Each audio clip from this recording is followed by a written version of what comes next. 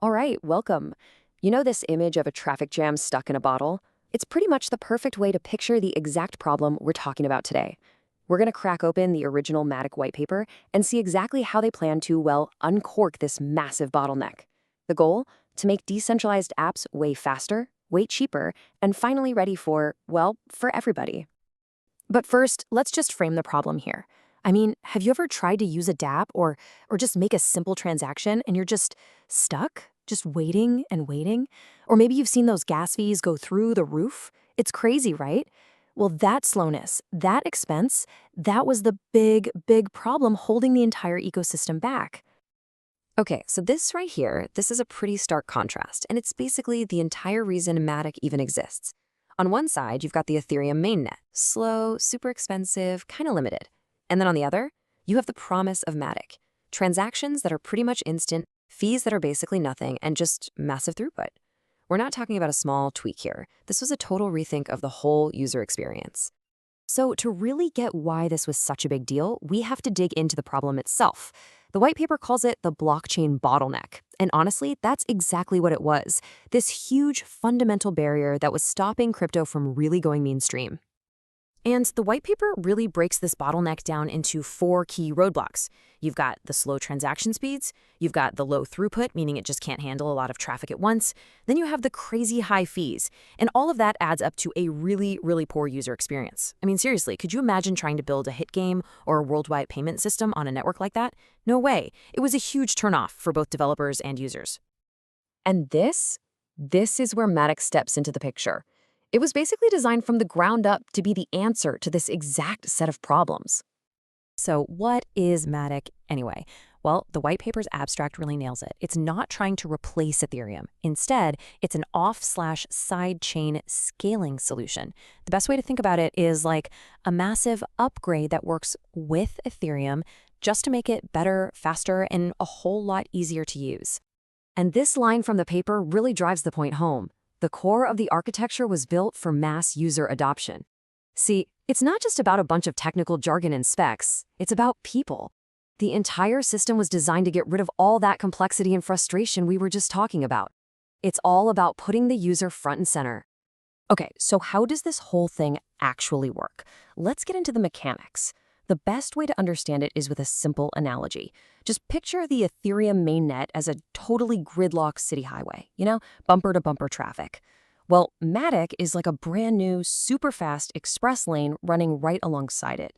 And this here shows you exactly what that journey looks like for a user. First, you deposit your crypto assets. It's like taking an off-ramp from that main highway onto the express lane. You do that by putting them into a Matic smart contract. Step 2, you transact. Once you're on the Matic chain, boom, you can send and receive assets almost instantly with tiny fees. And then when you're all done, you just withdraw them back to the Ethereum main chain. It's just super clean and efficient. But, okay, who's actually running this express lane? Well, there are two key groups you need to know about. First up, you have the stakers. These are folks who lock up their own crypto to help secure the network. It's all part of what's called a proof-of-stake system. Their main job is to validate transactions and create these little security checkpoints back on the main Ethereum chain. Then, from that big pool of stakers, a smaller group is chosen to be block producers. And their one job? To create new blocks on the sidechain, and to do it incredibly fast. So how fast is incredibly fast?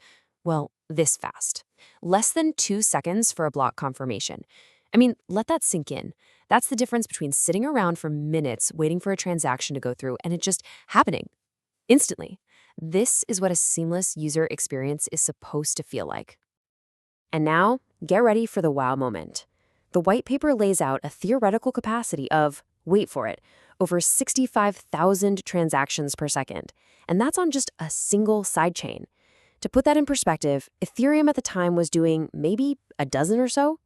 This isn't just a small step up. It's a complete game changer for scalability.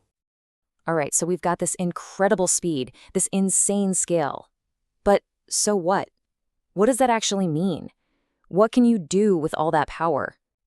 Well, this technology isn't just some abstract idea on a piece of paper. It's really the key that unlocks a whole universe of new possibilities for dApps.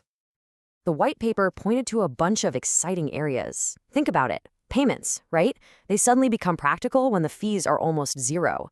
Decentralized exchanges, or DEXs, can finally go head-to-head with the big centralized ones on speed.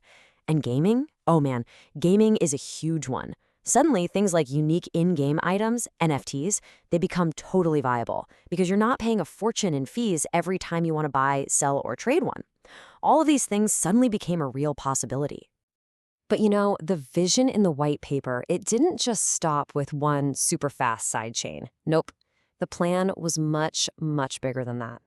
The long-term goal here was to support tons of different sidechains, all of them connected to each other, and all of them secured by the main Ethereum network. This means businesses could have their own dedicated chains for their specific needs, creating a kind of internet of blockchains. And something like that could potentially handle millions of transactions. And this quote from the abstract it sums up the whole philosophy perfectly. It's all about solving those two huge problems, scalability and usability, but without giving up on decentralization. That's key. And maybe just as important, it's about building on top of the existing ecosystem, giving the massive community of Ethereum developers the tools they needed. And that really leaves us with this one big thought. The Matic white paper laid out this incredibly powerful vision for how to finally scale blockchain for everyone. And it really makes you wonder, right? Is this model, these parallel high-speed sidechains, is that the ultimate key to bringing this technology to billions of people? The groundwork, well, it was definitely laid right here.